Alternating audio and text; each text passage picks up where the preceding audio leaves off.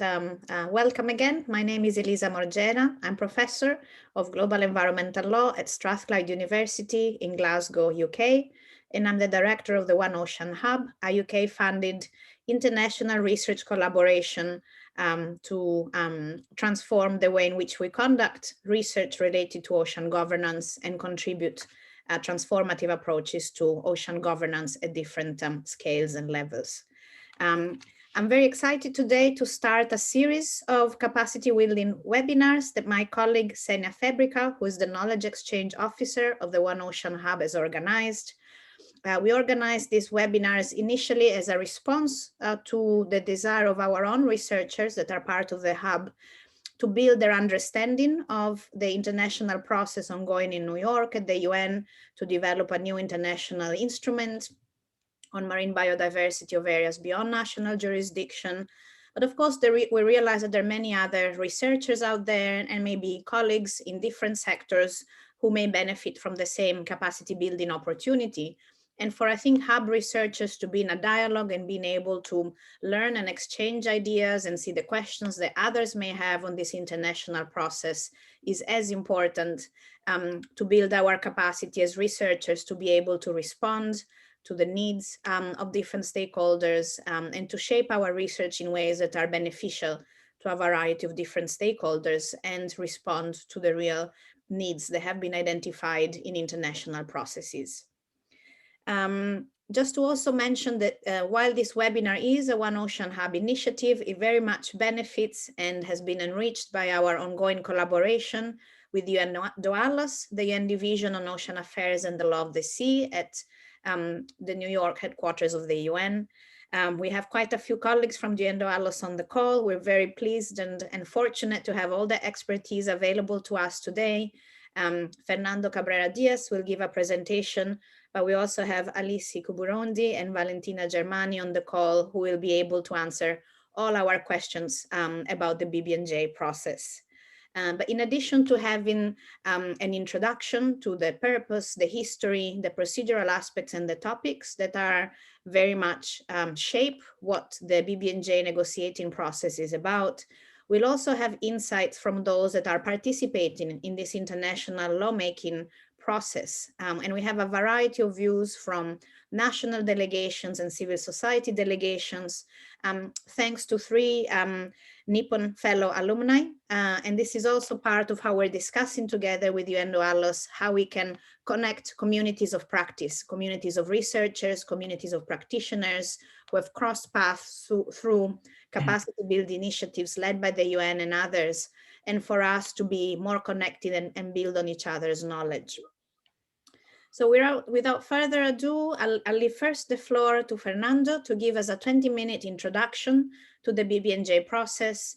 We'll have then 5 to 10 minutes for questions for the floor, mainly points of clarification. But then I would ask the participants to hold their horses and keep maybe more substantive questions for the second half of the webinar so that we can have a feeling of the different sides of the debate through the comments from the three negotiators on the call, and then open the plenary for an exchange of views on substantive topics that are of interest to you. In the meantime, as we present, please feel free to introduce yourselves in the chat and put questions in the Q&A box. We will be monitoring that, and that will help us to be as responsive and targeted in our interactions with you as we can.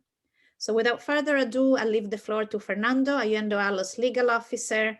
Please feel free, Fernando, to say a bit more about your background before you start, and then lead us into the BBNJ process. Thank you, Elisa. Can you hear me? And can you see the presentation?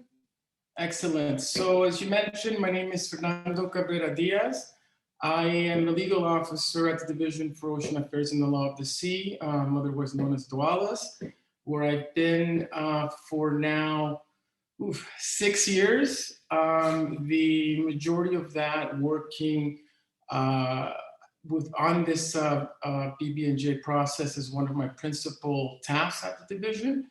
So yeah, it's been a bit of time now. So I've got a presentation here that will quickly go through the purpose, history, and the procedural aspects as well as the topics identified in the BBNJ negotiation process, as the title clearly indicates. It's a bit of a long presentation, so I'm going to actually go quickly through some of the initial steps, because I presume that the interest is more about the topics and where we stand now. And as Elisa said, I've got two of my senior colleagues with me, and we'd be happy to take questions on the end. So I'll proceed now. I also just want to note, I can't see the chat directly because I have the full screen, so I will need assistance with that as we go forward.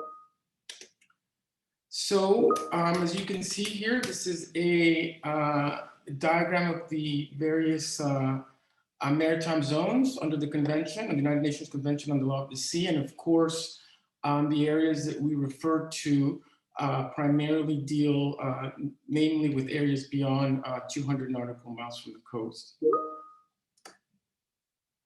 Nearly 2/3 of the oceans are therefore considered areas beyond national jurisdiction. I should note here that this map only shows areas beyond 200 nautical miles, or beyond where the ESZ of states are. So it's just theoretical. Don't take this as a legal map, of course. So of course, the reason why this process, or some of the reasons why this process has been initiated, is that it's been recognized that there's a lot of human costs or anthropogenic pressures that are putting the BBNJ at risk. And you can see here some of the threats, namely overfishing, ocean acidification, as you can see from the corals there, the coral bleaching impact on them, then pollution due to spills, etc. And at the same time, it's been recognized that the BBNJ does provide many goods and services from the fish you can see there, but also as one of the main regulators of the global climate. So quickly, this presentation is going to have begin with a brief overview of the legal framework for BBNJ, then the process, and again, an overview of the process of the development of the BBNJ legal binding instruments, and then basically a summary of where we are now and what we envision as being the next steps. So as I said, I'm going to go through this part quickly, this background part, but one of the reasons that that this process was initiated is that while the GA provides overall cross-sectoral policy and guidance, it is not really a management body. And as you can see, there's some various sectoral organizations that have competence in this area. I'll list it there: ISA, FAO, IMO, IOC, CBD, and that there's just different legal regimes that apply from freedom of the high seas to common heritage of mankind. And now turning quickly to the BBNJ process so far, and apologies for my delay here. I'm trying to click on my laptop while I'm full screen here. Click here. So as you can see, the process began quite a number of years ago. So we've been at this, well, I shouldn't say me, but some of my colleagues definitely for more than a decade. More recently, there was an open-ended informal working group that studied the issues relating to conservation, sustainable use of marine biodiversity in areas beyond national jurisdiction, which ran almost a decade, as you can see. Then the preparatory committee, which ran right before the current process that we are undertaking now, which is the Intergovernmental Conference that began in 2018 and is still ongoing, as you would know.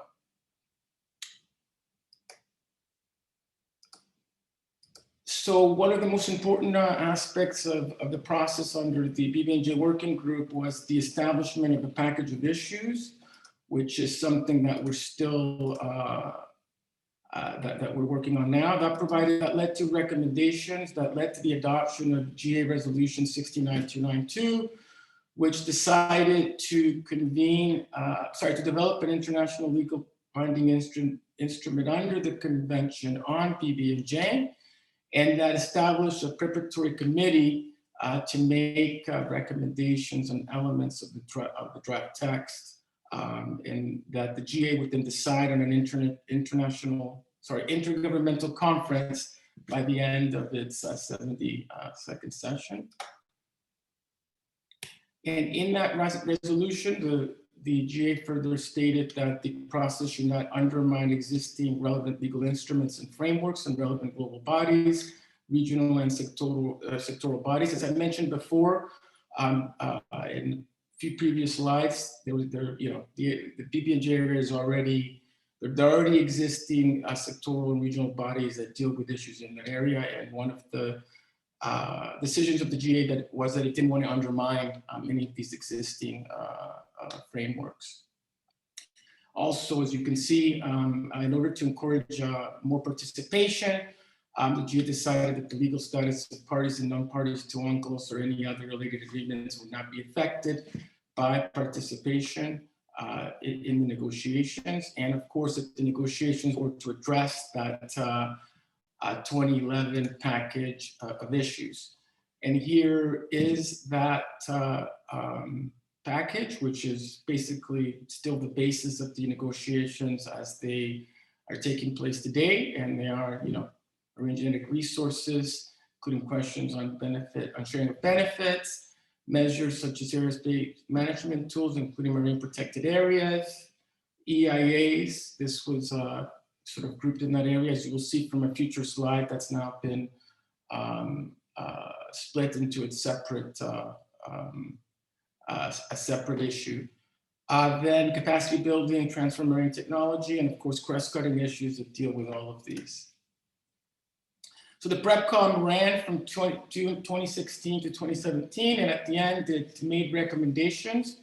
So you can see the document there. All of these documents are, by the way, on our website, and I'll be posting the link of our website. So all these documents are available there. We can also make a PDF version of this presentation that won't have my secret notes available to participants after we're done here.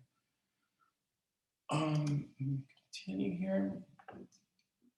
So then, based on the work of the preparatory committee, the GA decided to convene an international conference under the auspices of the United Nations to consider those recommendations of the PrepCom that I listed, or you saw the document in the last slide, and to elaborate the text of an international legal binding instrument. Originally, or I should say still, the plan was, or the GA decided to hold 4 substantive sessions from 2018 to 2020, as I'll get to, of course, the 4th session, which was scheduled to take place this past spring because of the pandemic situation, has been postponed and it's being rescheduled.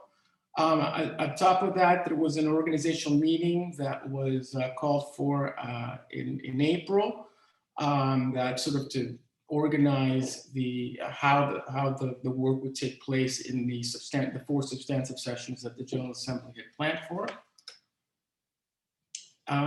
As I said, the IGC is still based on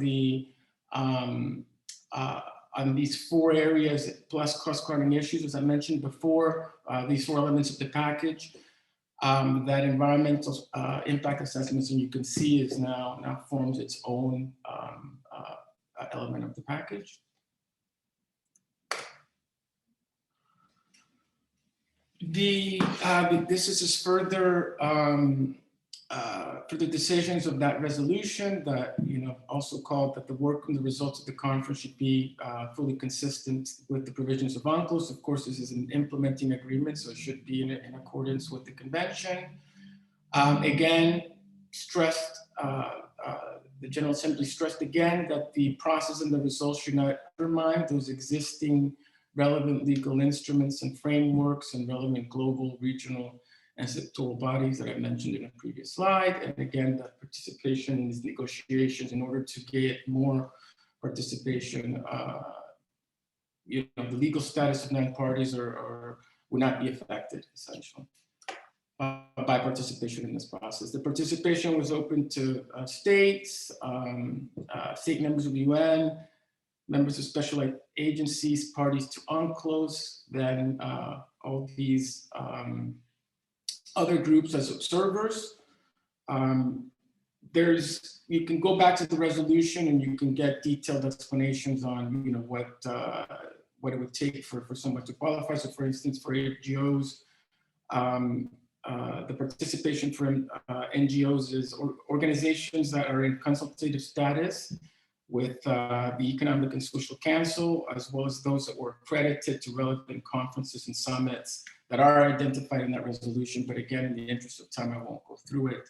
You can read the resolution 72 to 49 and find out the exact details of that. So rules of procedure were adopted, and except for provided in paragraph 17 and 19, which I'll cover in the next slide, the rules relating to procedure were adopted that basically are the standard practice of the General Assembly unless otherwise agreed to by the conference. That's in paragraph 18.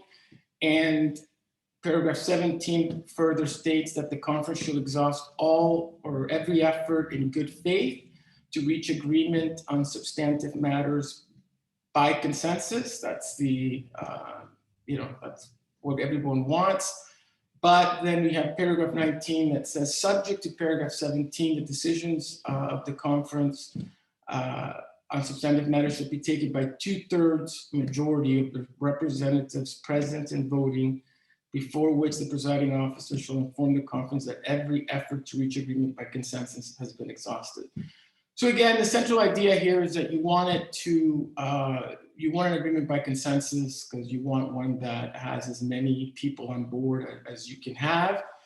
But some states wanted to make sure that a decision that, a final decision or a final agreement would not be held up, and that there was a mechanism in case all efforts had been exhausted to try and reach consensus, to be able to take a decision. So that's that paragraph 19.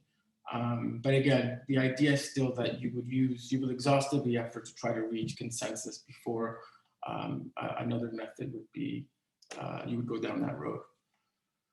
So as part of the process, the president of the IGC was nominated as a result of consultations undertaken by the president of the General Assembly. And as you can see, Ms. Reina Lee, her official title being Ambassador for Oceans and the Law of the Sea Issues and Special Envoy of the Minister of Foreign Affairs of Singapore, was nominated as president-elect on 14 February 2019, and then elected president at that first organizational meeting that occurred in April of 2018. Then at the same time, the Secretary General of the IGC is Mr. Miguel de Serpa Suarez, Undersecretary General for Legal Affairs and United Nations Legal Council. That's the head of our Office of Legal Affairs, under which UNDOALOS operates. And at the same time, the Division for Ocean Affairs, that is our division, UNDOALOS, would provide the necessary assistance and provide secretariat services for the conference. Okay, I know I'm at 20 minutes now. I'll just quickly move here, try to get to the, I guess, the more interesting parts at the end of where we are now. So a trust fund was established to assist delegates from developing countries attend the meetings, obviously, again, to try to encourage wider participation. And then everything that I've just said, most of it is the outcome of the organizational meeting. Okay, now we'll get to the first session. So at the first session, which took place during, essentially the informal working groups were set up, dealing with each of the 4 main elements of the package and cross-cutting issues. And the facilitators were selected for each of the informal working groups, and these facilitators gave oral reports of the work of each of the informal working groups, and that information is again on the website. I should add, sorry, then a lot of the discussions that took place here were on that important issue of how to get to a zero draft. There were different opinions as to the pace and who should lead that process.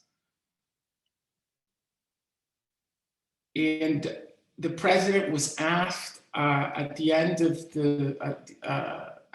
this first session by delegations to prepare. So I should have mentioned that coming out of the organizational meeting, the president was asked to prepare a document to assist negotiations at this first session. And based on that, an aid to discussions was first prepared. And again, these documents are all available on the website. Then after the end of this first session, the president was asked to prepare a new document to assist deeper negotiations at the second session.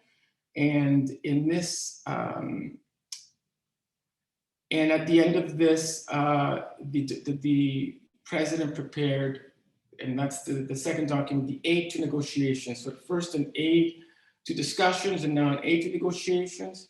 At this second session, which took place between 25 March and 5 April 2019, again, informal working groups worked on the 4 thematic areas.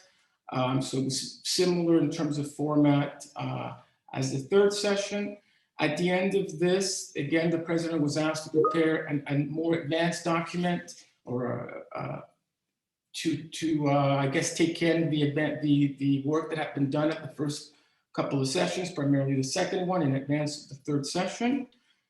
And the president did that in the form of a president's draft text of an agreement. At this third session, which took place between 19 and 30 August 2019, informal working groups again worked, but for the first time, we actually started working in what were called informal. So these were more informal it was basically each informal working group going into small rooms without recording, where delegates could engage in more frank and in textual negotiations, so that in order to advance the process. And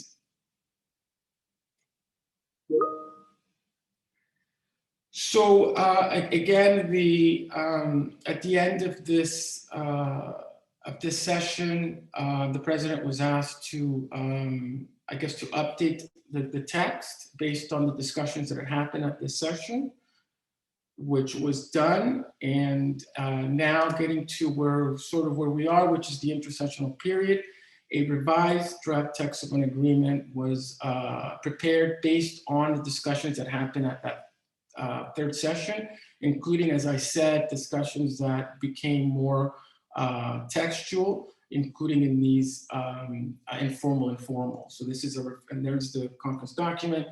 All of these can be found on the website, as I mentioned, including provisional agenda for the next meeting, a provisional program of work, and a compilation of textual proposals by states, IGOs, and NGOs, which the president of the conference had made a call at the end of that previous session for proposals to be made. So, of course, as everyone knows now, even though this fourth session was originally scheduled to take place between 23 March and 3 April, in accordance with Resolution 7419. Because of the COVID pandemic, the General Assembly decided in its decision 74543 on 11 March to postpone the fourth session to the earliest possible available date to be decided by the General Assembly. This, again, we're all in this period now where it's unclear as to how quick this this pandemic or the situation will resolve. Originally, there was an idea that the that the fourth session could take place in the fall. And of course, that didn't happen. Now, as you all know, we're in the middle of the second wave in many countries, and obviously delegations do not want to convene the fourth session until the situation will allow for broad participation, which means that we would need to get to a point where international travel and and also just meetings at UN headquarters would be, well, the situation would be under control enough that that could take place and allow for wider participation.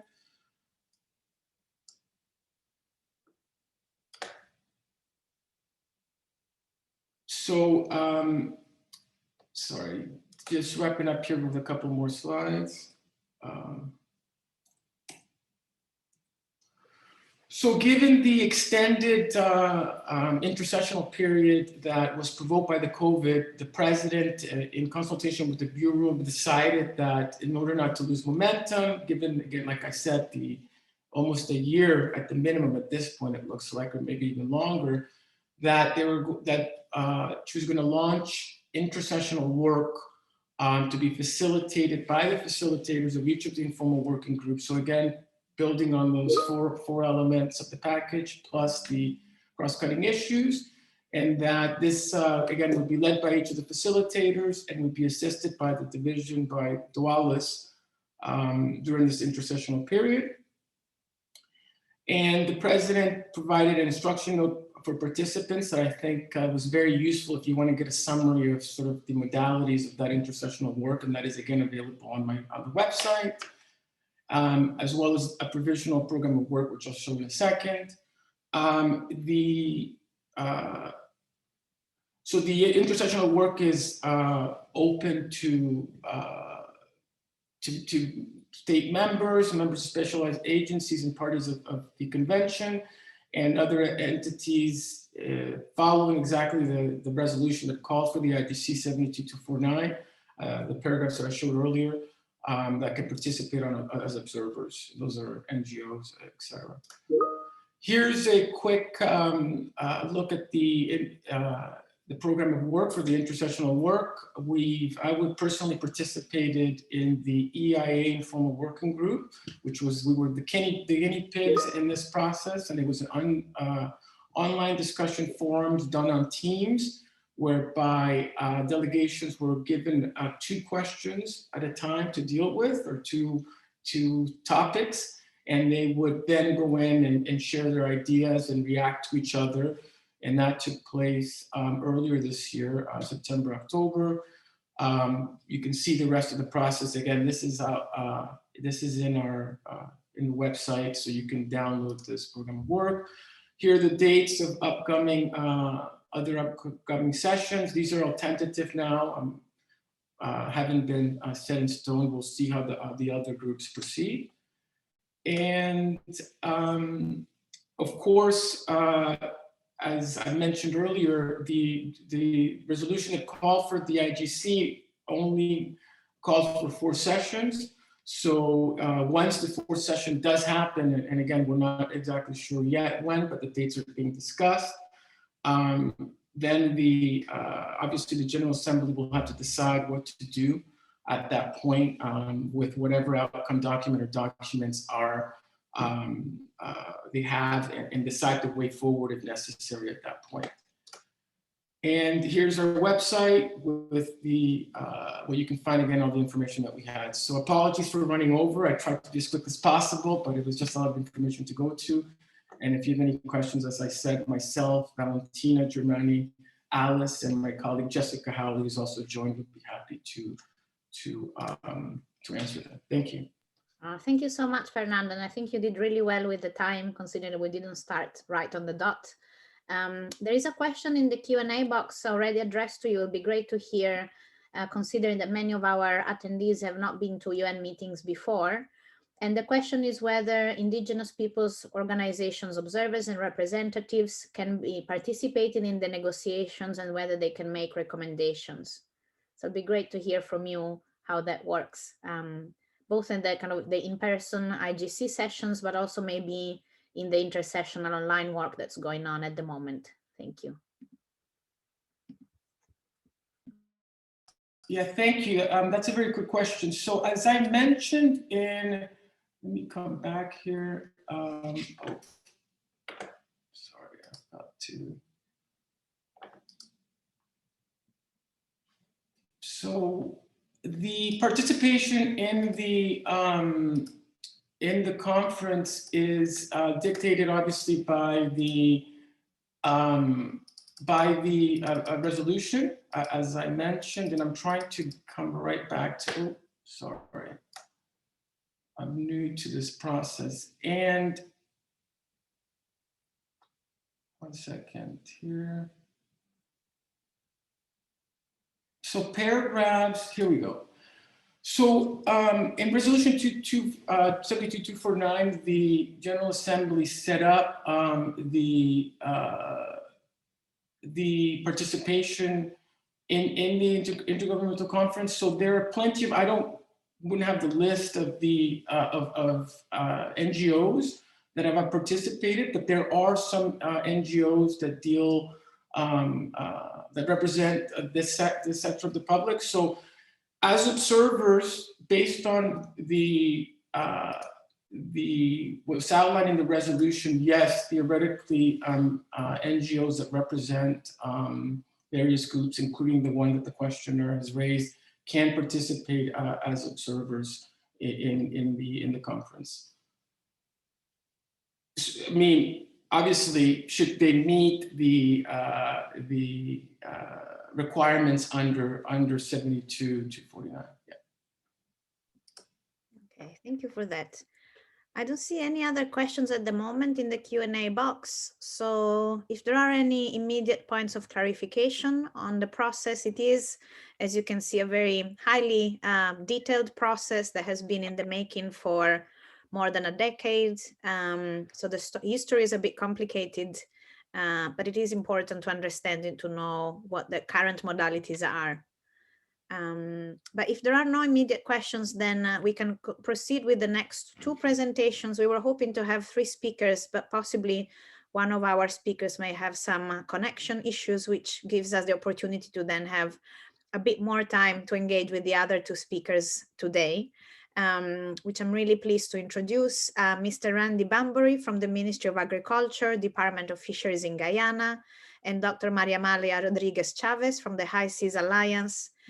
They're both former Nippon fellows and alumni, like Senya is, and they're all participating in the IGC negotiations. So we'll share their own views as to what it means to be on delegations, one from the perspective of a member state delegation, and another from the perspective of a civil society representative.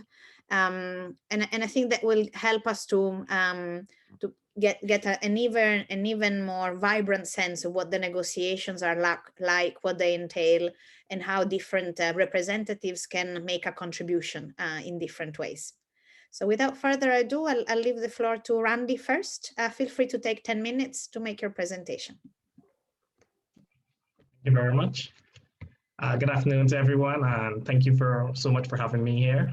As stated, I'm Randy Bambury from Guyana. That's located on the northeastern part of South America, for those who don't know. As mentioned, I am a fisheries officer attached to the Ministry of Agriculture Fisheries Department. I'm an alumni from the batch of 2016, and Nippon alumni. So with regards to being a part of the BBNJ process, what I can say, especially with regards to Guyana, at first it was a challenging process, but we were able to, pull our reins together and be a part of an excellent team. So I guess the entire process, as stated, being a part of the alumni in 2016, Guyana basically didn't have much representation at the BBNJ process. And as time progressed, we were able to establish a team after my return. We were able to attend from the 3rd PrepCom, and it's a very eye-opening process to see that what has been going on in the oceans. And the team is basically very small, but Guyana is actually a part of CARICOM, and being a part of CARICOM, it's actually a very strong block to be able to work with, and it's easier in the sense of being a part of a group so that we would be able to table our turns. And initially, the CARICOM states were more or less presenting on their own behalf, I guess from the first PrepCom to about the second PrepCom, but that quickly changed, and we started to change the strategy in terms of having each state have a particular topic to speak on. So for example, Trinidad, I mean, would have been speaking a lot on EIA's marine genetic resources, would have been a topic which was covered by Jamaica. And we basically split the task so that the different thematic areas were covered equally, since, we basically don't have all of the technical expertise in our own countries to cover these particular areas. So it was a very good strategy on the part of CARICOM. And so in terms of preparation, I guess that's where most of the hard work goes before getting into the meeting, because there are a lot of meetings, especially locally. So the first thing we had to do basically was raise awareness in Guyana, because a number of stakeholders, especially within the Caribbean, was not much aware of the entire BBNJ process or what was going on. So we sort of took an approach, especially from Guyana's point of view, to raise as much awareness as possible. And we were able to get the Minister of Foreign Affairs engagement. And with his engagement, we were able to establish a team from the various ministries, which would have been able to help us formulate responses, help us support CARICOM. And that was one of the most important roles for Guyana. It was to support CARICOM in terms of the information, that the positions that we wanted to set forward. And for myself, I guess I was responsible with regards to Guyana. My responsibility would have been in the area of marine genetic resources. I guess since because my background is fisheries, that was something a bit comfortable for me to move into. However, that's possibly one of the most challenging areas of the entire negotiation, given its complexity and the various contentious areas that came about, especially within marine genetic resources, especially when you're considering issues such as intellectual property rights and so forth. So I guess as stated, the main challenge that we would have had is having the technical expertise to deal with specific areas. And I knew that, as I stated, CARICOM basically had a team, but in the background, there were a lot of regional meetings that were held to address this issue of not having the technical capacity at the end. So there were a number of meetings that was held with the Caribbean Regional Fishery, that had members from the Caribbean Regional Fisheries mechanisms, various states, Jamaica, Trinidad, Barbados, all of the islands would have been able to take part. We've had a number of sessions, especially with regards, especially the University of West Indies, they were able to also participate. So after a while, the participants, CARICOM coordination was superb in the sense that the amount of technical participants that were there provided us with a lot of information that we could have been able to formulate positions that would ensure that CARICOM is well positioned, but however, still understanding the relationships that we hold with other states in terms of putting our positions forward.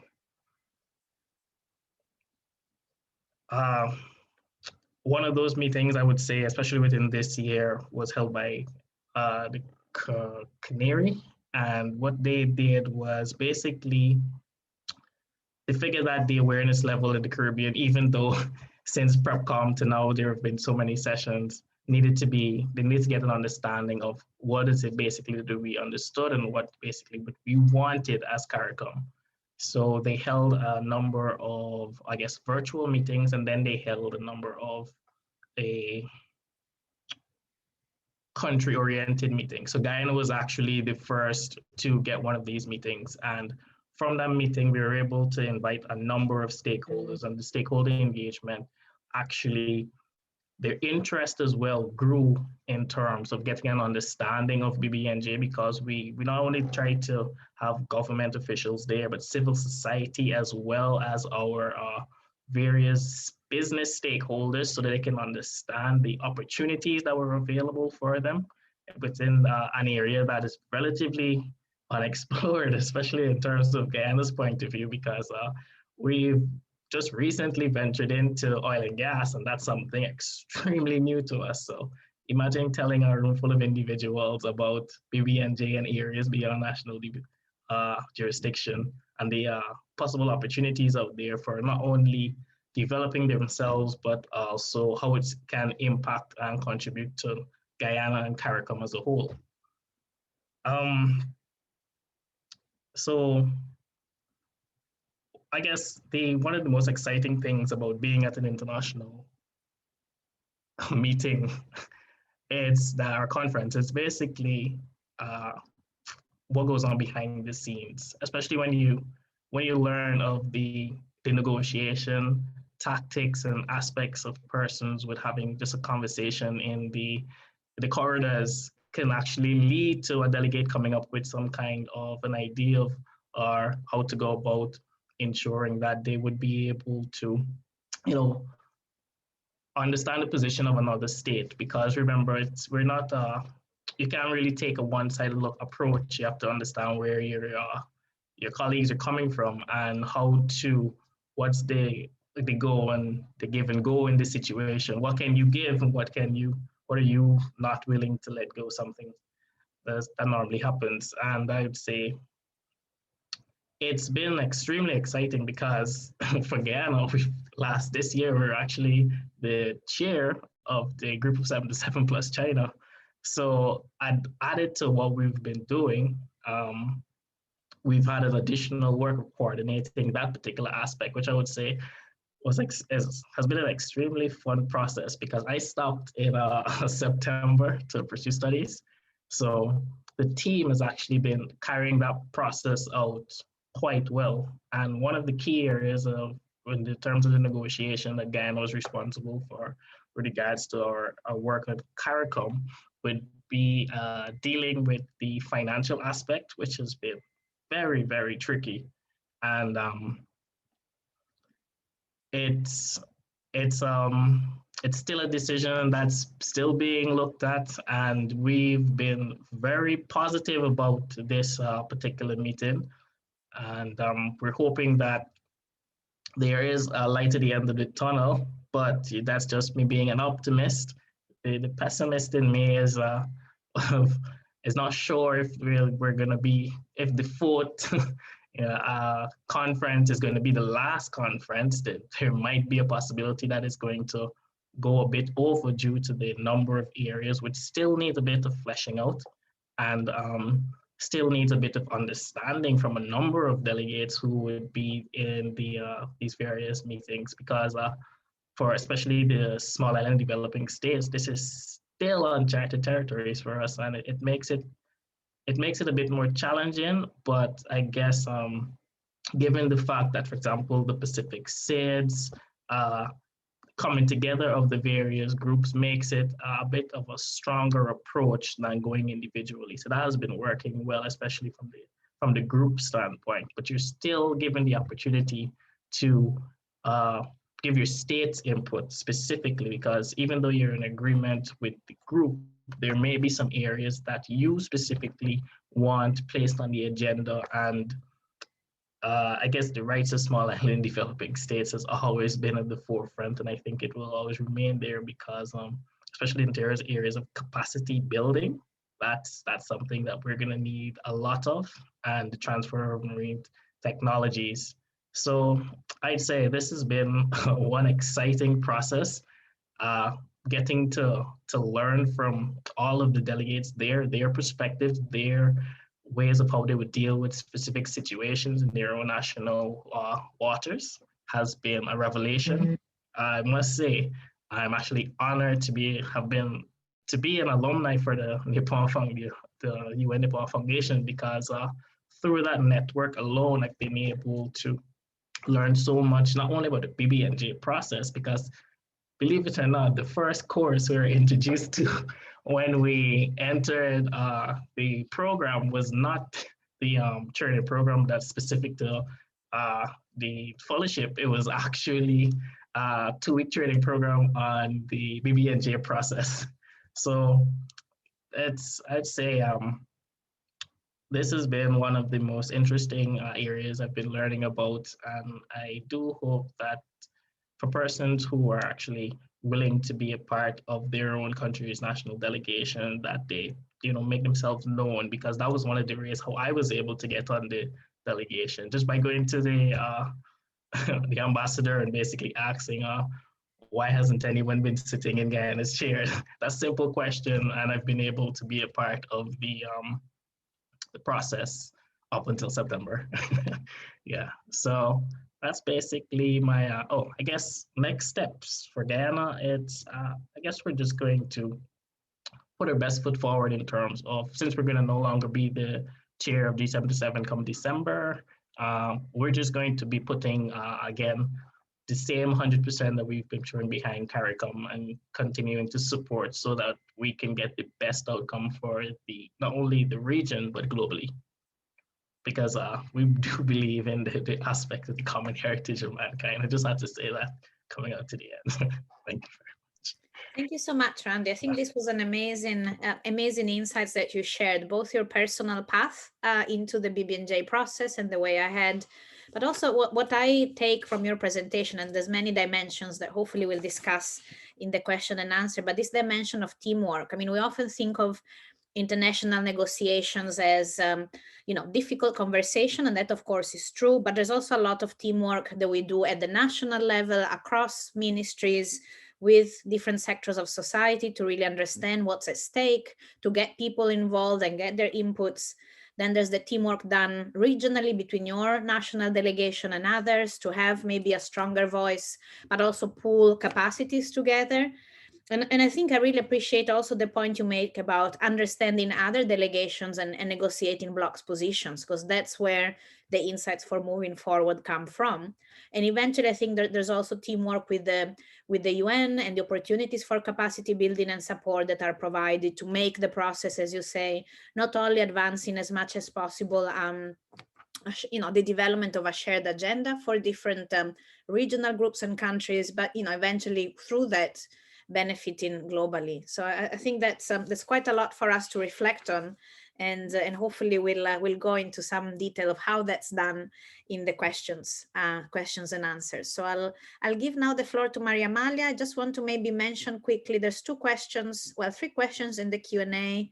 One we may be able to answer in writing, maybe some of the UNDOALOS colleagues can pick up. The second I'd suggest keeping for the opening plenary. And the third one, there's a question directed to you, Randy, so maybe you can answer in writing, and then we can see if we pick things up in the plenary. But with that, I'll suggest that we leave now the floor to Maria Amalia and hear a slightly different perspective on the process. Please, Maria Amalia, you have the floor. Thank you, Elisa, and thank you to the organizers for the invitation to participate in today's webinar. So as mentioned by Elisa, I will be focusing my presentation on the participation of non-state actors in the BBNJ process. I'm a consultant for the High Seas Alliance, but also I am a UN Nippon Foundation Fellow, alumni from the 2013 batch. And since then, as mentioned by Randy, it has been a wonderful experience to be part of this network of ocean professionals.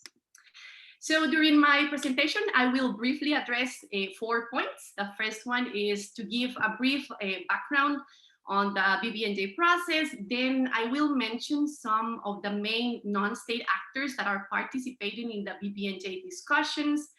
Afterwards, I would want to highlight some of the key roles that NGOs have played within the negotiation process. And then I will finalize with some summary remarks referring to some of the key questions that Xenia shared with us and she wanted for us to address in our presentation. So here is just to have like a visual reference on what Fernando spoke about and all the chronology phases of the BBNJ process. As you may see, it has been a lengthy process. It started at the beginning of the 2000s, and then it was in 2018 that we formally started the negotiation process of the treaty. And also, as mentioned by the previous speakers, we're waiting for the fourth and hopefully final negotiation session that will be taking place next year. So throughout the BBNJ process, many non-state actors have been participating and engaging in these discussions. Also, as mentioned by Fernando, there are multiple existing frameworks and their secretariats are participating in these discussions. So we have UN agencies such as FAO, IMO, ISA, IOC, UNESCO. There's also the participation of other UN programs or bodies, such as the Convention of Biological Diversity Secretariat, and other intergovernmental or regional bodies that also engage into these discussions, that are RFMOs or secretariats from other regional frameworks, such as the OSPAR Secretariat.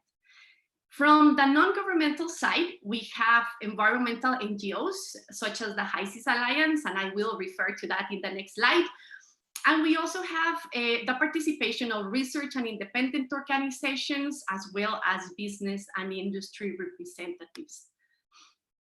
So here, now going to more the specifics of these key roles that NGOs have played during the BBNJ negotiation process. This is how I engage into this process. So I work with the HISIS Alliance, which is an alliance that was created in 2011. And currently we are more than 40 NGOs worldwide following up this process. It pulls efforts to reach out to delegates and countries. It's also meant to be a platform for raising visibility of specific topics within the BBNJ process. And it has a combined regional and linguistic expertise of individual members. So we also manage our work within regional working groups inside the Alliance to try to engage with the different regions.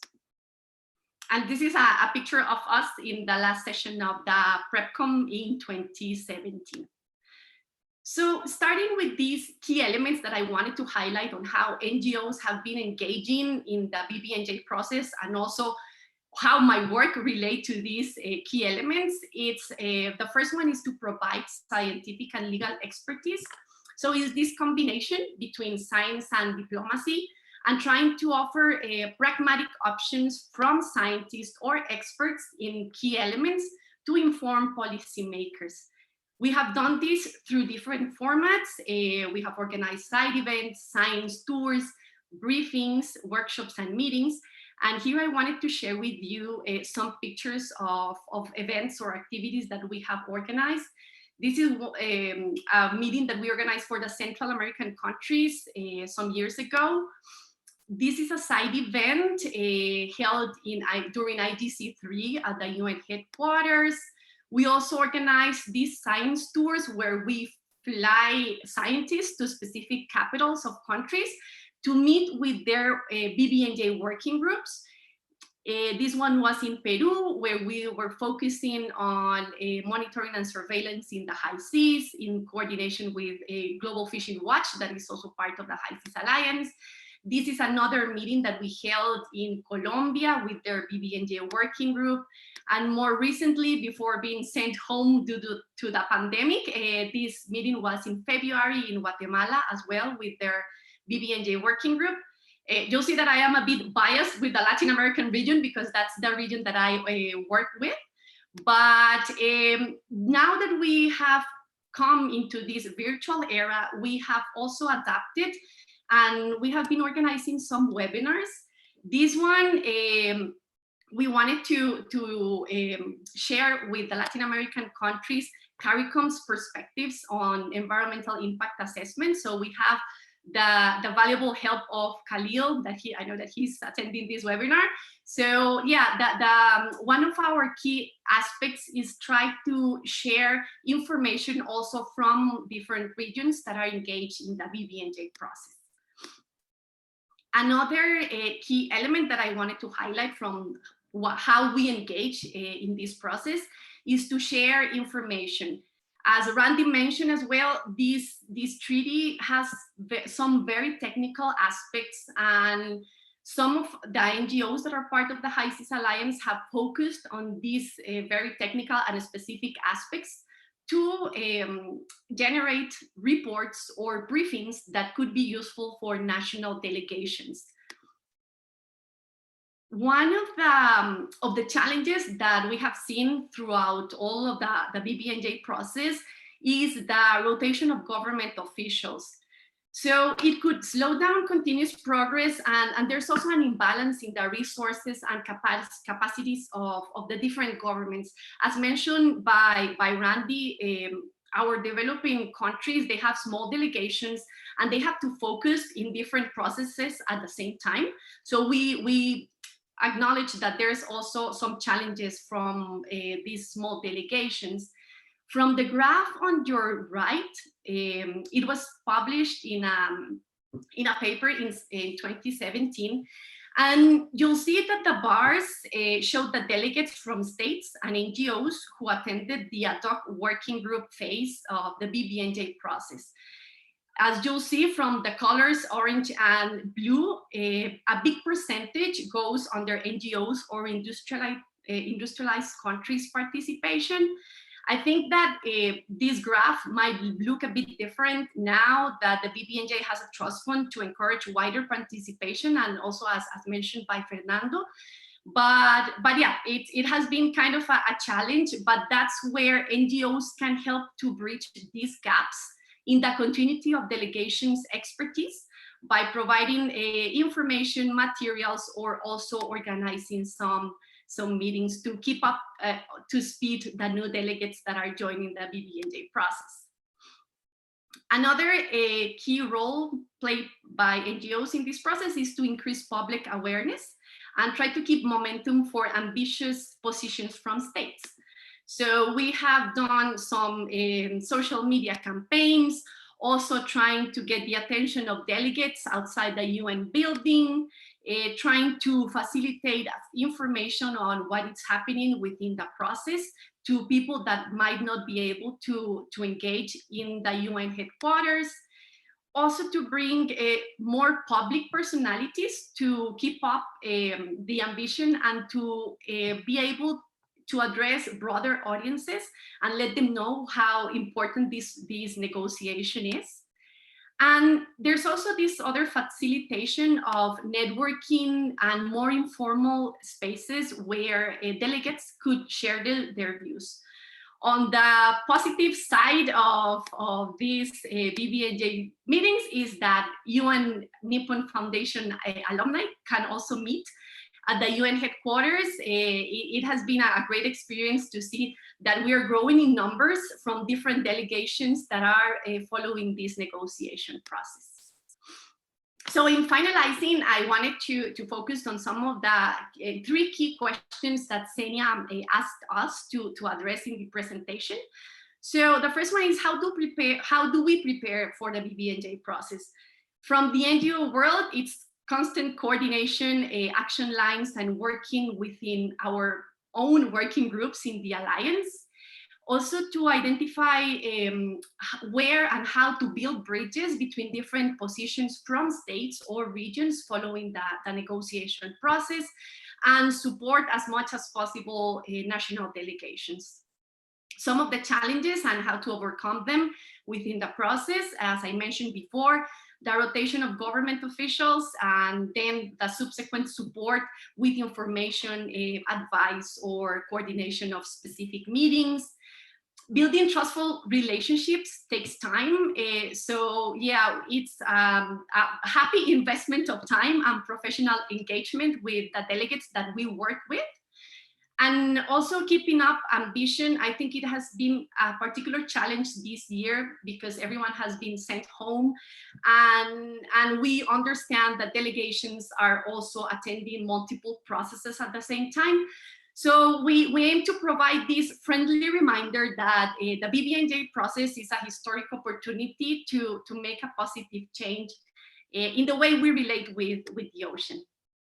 And finally, what is exciting from these negotiations, I think there are multiple exciting elements, but the first one, it's that this is a first negotiation process on ocean issues in the last 20 years. And it provides the biggest transformative opportunity in decades to really safeguard almost half of our planet. And from the observers' point of view, well, observers' participation promote transparent, inclusive, and accountable negotiations. And I think that at the end, everyone could benefit from the views of the diverse spectrum of stakeholders, even more relevant if we're talking about the global commons. So thank you very much. I will end my presentation here and happy to address any other questions. Great, no, thank you so much. And I think this was really important, and your presentation also contributed to answer the first question that was posed about how non-state actors, including representatives of indigenous peoples organizations, can contribute to the process.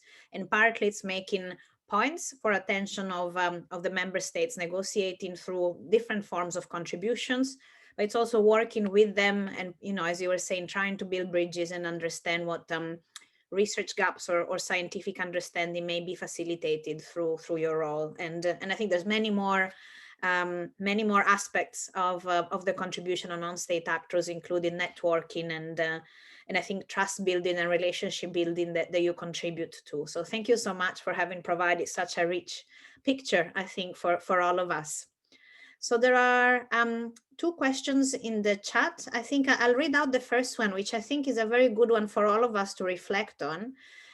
So one of our attendees is saying, well, this process is an opportunity to build a fair and just ocean regime for present and future generations.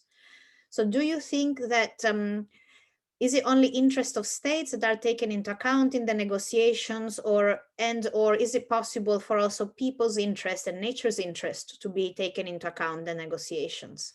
So it'd be really interesting to hear what your perspectives are. Maybe we start with Randy and Maria Amalia, and then we see if UNDOALOS colleagues have also wished to chip in.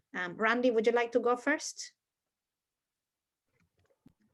Thank you very much for your question. And I guess I could say basically, it's just as you stated, everything is taken into account. It's not only from the state's perspective, but you're paying most attention to all of the areas that are going on around you in regards to the environment, because basically this is an agreement that seeks to ensure sustainability of our marine ecosystems and how we interact with them.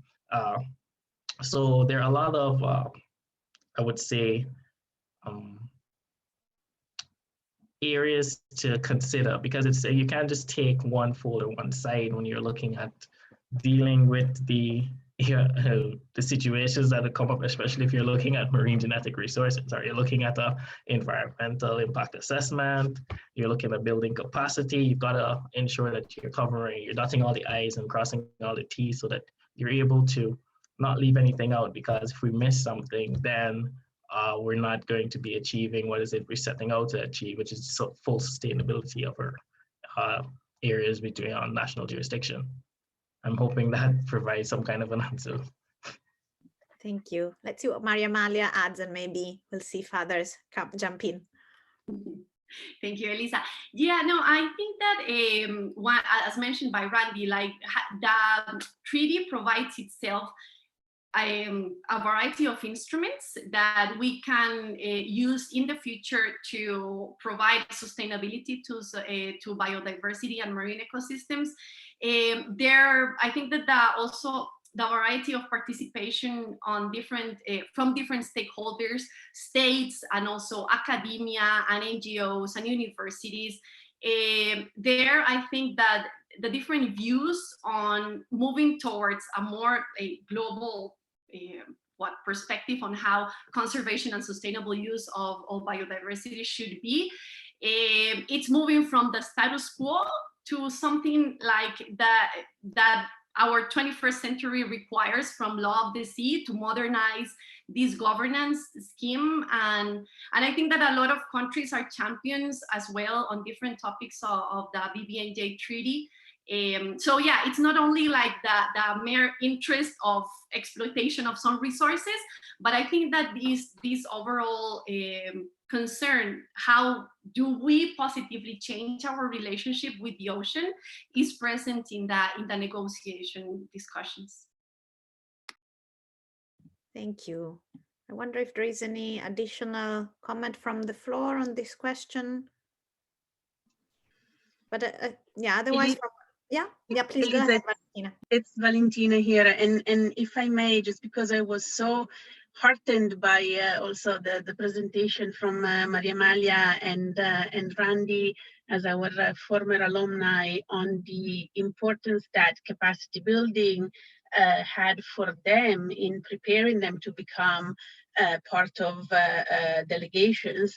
And also, I think what Randy was saying should also, in a way, answer the question in terms of the work that he has done. And I'm sure that Guyana is one example of many other countries that through this process has also created a national process of engagement with stakeholders in order to elaborate the national position. So I think from that, the person who raised the question can also perhaps take away that through these processes of national consultations and regional consultations, and then there is the obviously global consultations, where the participation of all civil society and stakeholders, as we heard from Maria Amalia, is an important aspect of the process, also ensures that the views of the people, as the question phrased it, and nature's interest are taken into account. So I would say that there is some good outlook in terms of the answer for that question through these examples. And again, I think in general, this process has really provided an opportunity to re-engage a lot of not only states, but also stakeholders and civil society representatives in the ocean and law of the sea framework. As Maria Amalia was saying, it's been a few decades since there was an ocean law of the sea negotiation, and it has been a very long process. Fernando mentioned that we started in 2004-05 with the open-ended working group, and here we are many years later. But I think the length of the process also was determined by the fact that a massive effort in capacity building, in raising awareness across countries and stakeholders of what is happening in areas beyond national jurisdiction, what are the conservation and sustainable use needs. So overall, I think we are going in a good direction in terms of the question raised. Thank you very much, Valentina. And I think this makes a really important point for the researcher on the webinar today, thinking about if you think that your own research can contribute to those negotiations, and particularly shed light and provide data and information and advice on the broader interest at stake. So the interest that maybe some may be concerned may not be fully or adequately reflected in national or regional positions, to think about where the entry points are for engagement and conversation with colleagues. And so there's the national level entry point, and being aware and participating and seeking contributions into the national stakeholder engagement processes and national and regional preparations, as well as the presence internationally. And as Maria Amalia mentioned, there are research groups who are present at the negotiations, and virtual work that can also be done. But I think it's really important to think about all possible levels of interaction, and for researchers themselves to be aware that important conversations around what these international instruments mean are happening at the national level. Great. So there's another question in the chat, which is addressed to Randy, but I think it can apply to all of us on the panel. And it is about which topic in the BBNJ negotiations is the most challenging. So it'd be great to see if we all agree or have different views. So Randy, please go first. Sure, thank you very much. Thank you very much for the question. I was posed by Michael. Yeah, thanks very much, Michael. As I stated in my presentation earlier, for me, the most challenging area would have been most challenging thematic area would have been on marine genetic resources, given its complexity. However, it must be understood that each thematic area has a varying level of complexity attached to it in terms of heading forward. For example, I guess for CARICOM as well, one of the areas that we've been trying to push forward a lot would be in terms of meaningful capacity development.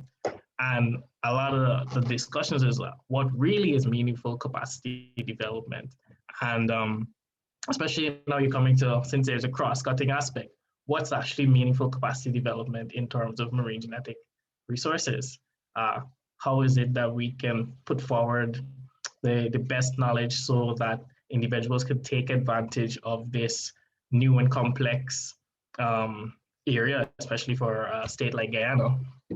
And, you know, one of the areas that came out that was put forward, especially within the meeting, is to have individuals from states, not just from developing states, not just come and leave the technology there, but so that the representative scientists from your countries can be a part of various expeditions, so that they can get a closer understanding, more scholarship programs, so that persons can take part in areas such as the Nepal Foundation. Training should not be something that's stagnant. It should be continuous. We should be looking to push the horizon as far as possible, because there's so much we don't know about our ocean, especially the deep sea. And that's the aspect of marine genetic resources alone has been, for me, one of the most challenging areas, especially in terms of Guyana, because we've basically like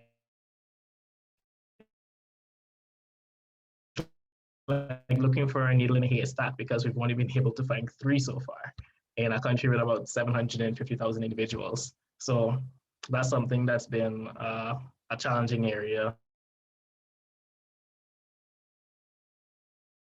A technical individual, so that shows how challenging it would be to put that to the persons at the department, to put that to the persons at the department to take part in the discussions. So yeah. Thank you so much, Randy. Your audio broke up a bit, but I think we understood your answer. So thanks so much for that. Mariamala, would you like to go next? Of course, thanks, Elisa. Yeah, I think that I will agree with Randy on marine genetic resources. I do have a legal background, so going into this more science, very technical, and the nitty-gritty of access to marine genetic resources and all like the associated language on that, I had to say that I have to study a lot to really understand the interaction of this element of the package with the rest of the elements that are being under discussion. But then, as Randy mentioned, even though we have backgrounds that have been associated with other of the elements of the package, for example, I've been working with NGOs in relation to marine conservation. So marine protected areas under the area-based management tool element would be like an easy thing for me. But then when you start digging into the interaction of this element with other existing regimes, and when the BBNJ treaty would be part of the whole law of the sea architecture, so getting into those interactions also required some additional thinking on how that would be looking at in the future. But yeah, I think that MGRs was has been one of the key challenging elements for myself. But yeah, I think that the other very, very positive and also, very positive thing from being engaged with this process is that we have been all learning a lot. And I think that that's also part on why everyone that starts working with the BBNJ process falls in love with it. And yeah, once you're in, I think that it's no way to getting out of it, because you are really engaged into these discussions and knowing more about of these elements. Thank you. Great insights. I wonder if the colleagues from UNDOALOS may wish to share their own views. I think Alice wanted to make some remarks, so I would invite Alice to do so.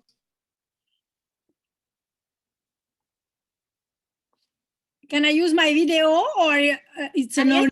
Yes, lovely to see you, Alice. Thanks so much for Hello, joining. colleague. Nice to see you too, Eliza. And my thanks also to all of those who have taken the floor on that question, because of course, MGRs is recognized to be a difficult issue, because it was also a new emerging issue that many delegations, and including the Secretariat, had to grapple with.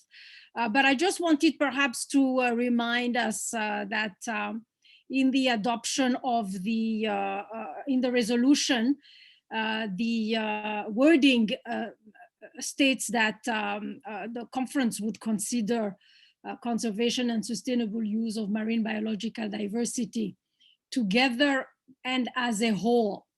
And then it goes on with specifying the packages.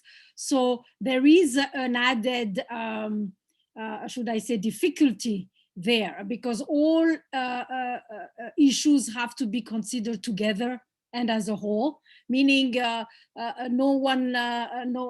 one issue is supposed to be, should I say, more important or more difficult than the others. And I think Maria Amalia was on point when she was saying that looking at the interlinkages between the various issues is actually indeed the complexity also of this conference. Just to recall that, yes, the adoption of the topics was a package of issues. A package means that they all go together and that they all are all interconnected and interrelated. So I thought I should add that because I know that, yes, we all tend to say that MGRs is the most complicated, but there is also that added complexities that permeate throughout all of those issues that are considered by the conference. Thank you. Oh, thank you so much, Alice. Actually, I was hoping to raise that point myself. So it's great that it came from you, and I agree. There's both the very specific technicalities of each issue, and then what do they make up together, and how the agreement can be more than the sum of its parts. So quite big, important questions that have several implications for a lot of the sustainable development goals and multiple global objectives that have been agreed also elsewhere beyond the law of the sea. So thank you so much. I think that's a really rich picture of the challenges, but also, as Maria Amalia said, the fact that the process provides itself opportunities for learning. And I think that speaks to the point that Randy made earlier around how much teamwork there is at different levels in these processes to understand how to work together and advance those negotiations. Now, there are no more questions in the box, but I have my own questions, which may be a good one to wrap up our conversation. And so my question would be based on, what you do and what you know, but also what you struggle with in the process. If you had like complete freedom, what would you ask researchers to do for you? How do you think communities of researchers out there could best support your own role in the negotiations or support the negotiations more generally? What kind of issues, in what modality? It'd be really great to hear from you how you feel best supported by researchers out there. So maybe we'll go Randy, Maria Amalia, and then UNDOALOS colleagues in the usual order, if that's okay. For me, one of the most important aspects that would have been helpful would have been the briefings, and I guess the quick access to research. I mean, they've been working on getting database or getting clearinghouse mechanisms that are easily accessible for states, especially such as Guyana, so that we would be able to be abreast with all of the upcoming research and technologies that are available within specific areas, and what are also the opportunities available for the developing states or even the developed states to collaborate, to work with their local scientists as well. So that kind of is one of the areas for me that I think could work in terms of getting information around and helping a clear understanding of the issues and the new and developing as well as emerging technologies and research that's going on. Thank you so much. It's a very multi-pronged answer. I really like that. Maria Mala, would you go next, please? Yeah, I think that, yeah, Randy made a great point. And just to complement that, from the work that we have been doing, trying to match scientists with national delegations, we've seen that communicating assertively and very simple key topics, it's essential. So sometimes we think that just overloading information and data would make a point, but then at the end, I think that we need to communicate positively messages, information, and in a simple way, because from the things that we have seen throughout our work is that delegates are focusing on multiple processes, and we need to get their attention in a very succinct and specific and synthesized way. So yeah, it's how you communicate your data and trying to make it simple but to the point, and being able to have that language into the national delegations positions. And as Randy was saying, it's understanding complex topics, trying to get like some specific information and valuable to the audience that you're trying to communicate to. Thank you very much. And that's why I think these kind of capacity building sessions are so important, because researchers, first of all, need to understand what language is used in these processes and how different delegations articulate their positions, and be able to be in a dialogue with that. So not easy to do, but definitely something that needs to be done. Would any of the UNDOALOS colleagues like to chip in on this topic? Yeah, thank you. Obviously, we wouldn't have a position on specific areas of research, as Alice said. All of the parts of the package are one, and we wouldn't pick that. But just following on what's been said, we obviously support any research that is made available to states and to delegates, to assist them, particularly delegates from developing countries. So things that bridge that science policy barrier, and that presents material in a way that new delegates can get up to date when they arrive in New York and are able to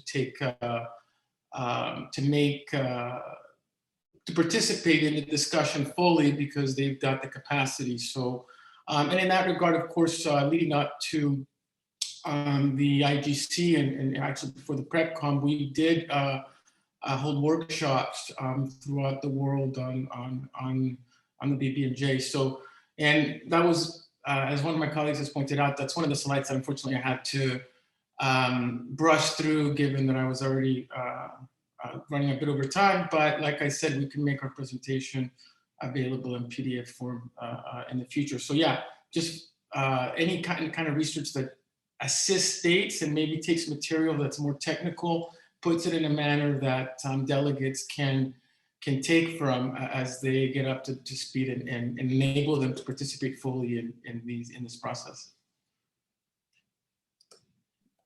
Thank you very much. I see there's also a comment from one of our attendees about, I think, the relevance of the negotiations for small-scale fishing communities and groups. He's in a way responding to something that Valentina clarified for us. I wonder if any of the panelists, if you're looking into the chat, may wish to contribute. I guess on my side, maybe a couple of things to raise is that one of the difficult conversations in the negotiations is about the scope of the instrument and to what extent it'll address fishing issues. There's also many other international instruments and processes that address some of the important, I think, challenges faced by small-scale fishing communities that have been identified in Pedro's message in the chat. So these are some of the complexities, I think, in international lawmaking processes that make it I think, harder to have that holistic approach and think through implications for different sectors of society. But I wonder if any of the colleagues on the panel may wish to respond to those comments by Pedro. Maria Amalia, please. Yeah, thank you, Elisa. Maybe just to briefly highlight what Pedro mentions about the interconnectivity of what happens in the high seas and directly affects coastal ecosystems. I think that, yeah, sometimes when you're talking about the high seas or areas beyond national jurisdiction, you would think that that's so far away that it won't affect you. But at the end of the day, I think that that's one of the key elements of this treaty, is how we secure that the sustainability of the biodiversity that uses those other high seas areas could also benefit to coastal communities in different activities, fisheries, tourism, marine scientific research. So yeah, it's a great opportunity to ensure that areas beyond national jurisdiction are healthy, and all those benefits could also impact in a positive way to coastal communities. Thank you. Any other responses or clarifications addressing the points raised by Pedro in the chat?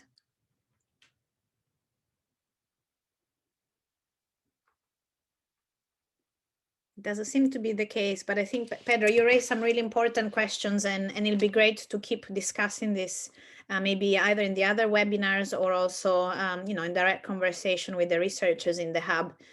Certainly the questions about how this question of impacts and consideration of issues across scales, and particularly in terms of benefits or negative implications for small-scale fishing communities, is really crucial. There is more attention internationally, but at the same time, really working through the implications and even having, I think, solid science to speak to the interconnectedness, and then working on the basis in terms of the legal implications and where to address them in different international legal processes and legal processes at other levels is quite a lot of work to be done there.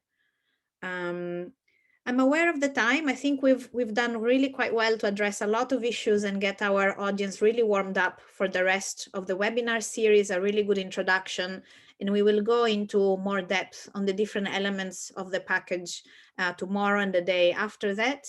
I've also put in the chat a couple of resources that the hub has put online, available for those of you who are particularly interested in marine genetic resources. And more general, I think as One Ocean Hub, we're trying to look at this idea of the interlinkages among the elements of the package and benefits or implications across scales, thinking of the agreement as an opportunity for partnership building and looking at fairness and equity and sustainability in those terms. So hopefully we will be able to contribute to those debates quite soon, trying to connect also the research across different disciplines and different geographies and scales. So without, I guess, much more for today, I'll just invite you very warmly to join us tomorrow for the second part of the webinar series, which will focus on high seas fisheries, adjacency, and marine genetic resources. And I would like to ask all of you to thank in spirit, since we can't hear you or see you, but thank you so much to all our panelists today that shared their insights and wisdom, and shared also the challenges that hopefully we can all contribute to address working in the next few years ahead. So once again, thank you very much to all colleagues on the call and all attendees, and hope to see you very, very soon, tomorrow, ideally. All right. And thank you, Elisa and One Ocean Hub. Thank you, Elisa, for the Thank opportunity. you. Have a good day. Thank you, and see you Good night, tomorrow. all.